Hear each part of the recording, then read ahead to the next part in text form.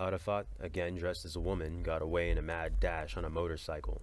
Although the casualties, 33 Israelis dead, as well as 61 Jordanians and more than 100 Palestinians, favored the IDF, for the first time in a face-to-face battle, the Palestinians had succeeded in holding out against the strongest army in the Middle East. This showed who the real victors were. Arafat, immediately grasping the public relations potential of Israel's bungled operation, turned it to a legend of Palestinian grit in the face of enemy attack. He even went so far as to falsely boast that his forces had wounded the Israeli defense minister Moshe Dayan. Thousands of Palestinians were inspired to enlist in the PLO. After Karameh, no one doubted that there was a Palestinian nation, even if Israel continued to deny it officially for many years thereafter. And no one could be mistaken. Yasser Arafat was the nation's unchallenged leader. The failure of the Karameh operation led Israel to adopt a more restrained policy in its raids into Jordan, and consequently endangered the Great Frustration.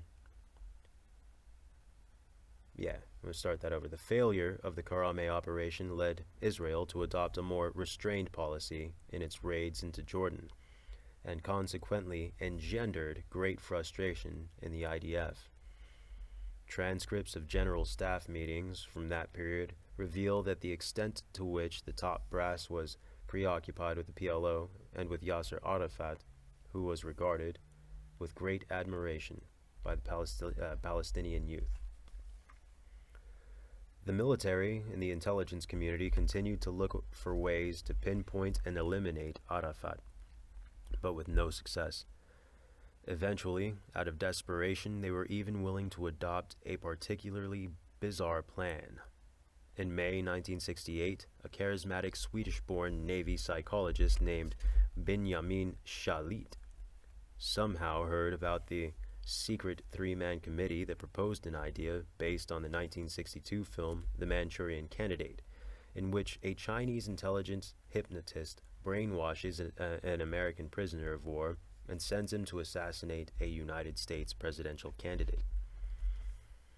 Shalit claimed that he could do the same with Arafat as the target.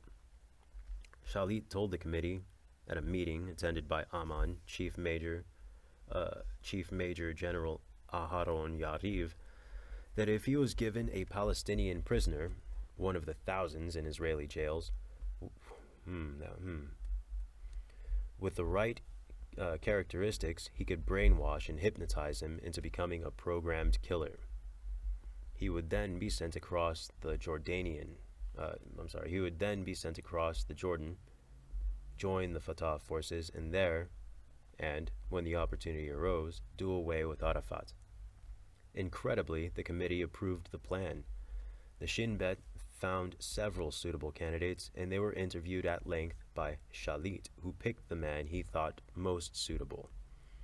Born in Bethlehem, he was 28, solidly built and swarthy. Not particularly bright, easily influenced, and seemed not entirely committed to Yasser Arafat's leadership.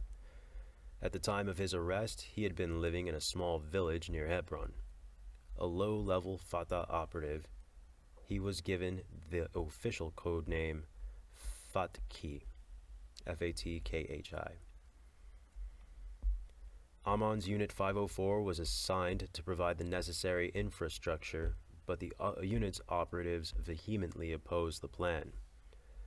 As Rafi Sutton, the commander of the unit's base in Jerusalem, said, "It was a foolish, crazy idea. The whole business reminded me of science fiction, wild imagination and delusions." Sutton's objections, however, were dismissed. A small structure containing about 10 rooms was put at the Shalit team's disposal. Here, Shalit spent 3 months working on Fatkhi, using a variety of hypnosis techniques. The message drummed into the impressionable young man's head was, Fatah good, PLO good, Arafat bad. He must be removed. After 2 months, Fatkhi seemed to be taking in the message. That's a long fucking time to be fucking tortured. In the second stage of his training, he was placed in a specially prepared room and given a pistol. Pictures of Arafat jumped up in different corners, and he was told to shoot at them instantly, without thinking first, right between the eyes. Shoot to kill. Obey my dog! It's a Zoolander reference. Amon Chief Yariv, and I really have to fucking stop doing that shit. Amon Chief Yariv and Arahon Levran, part of the 3-man targeted killing committee, and a senior Amman officer went several times to observe Shalit's work. Fatki stood there in the middle of the room, and Shalit spoke with him, as if they were just carrying out a normal conversation, Levran told me. Suddenly, Shahid banged his head on the table, and Fatki began to run around the table. He reacted automatically to all sorts of gestures by Shalit.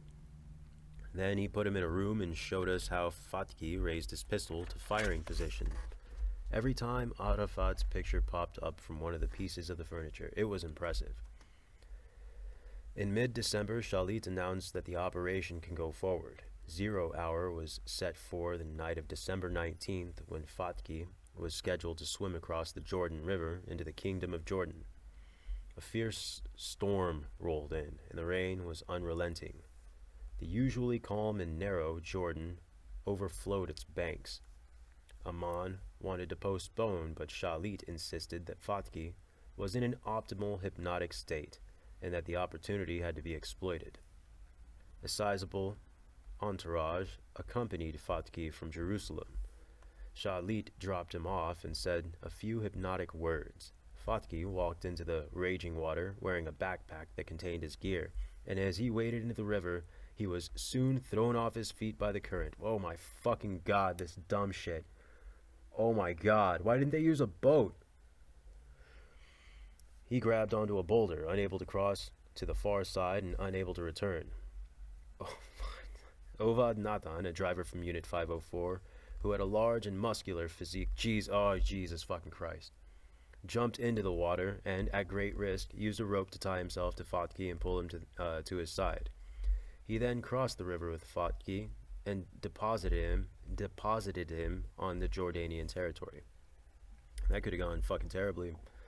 Rafi Sutton was standing on the Israeli bank of the Jordan and watching as, soaked and shivering, Fatki waved goodbye to his operators. He made a pistol out of his fingers and pretended to shoot an imaginary target between the eyes. I noticed Shalit was pleased with his patient. It was a bit after 1 a.m. About 5 hours later, Unit 504 received a communication from one of its agents in Jordan. A young Palestinian man, a Fatah operative from Bethlehem, had turned himself in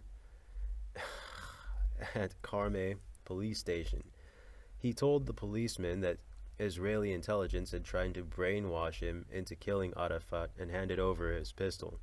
A source inside Fatah reported 3 days later that Fatki had been handed over to the organization, where he made a passionate speech in support of Yasser Arafat. These are the same guys who ran fucking Hollywood for like decades. Goddamn fucking clown world, these guys.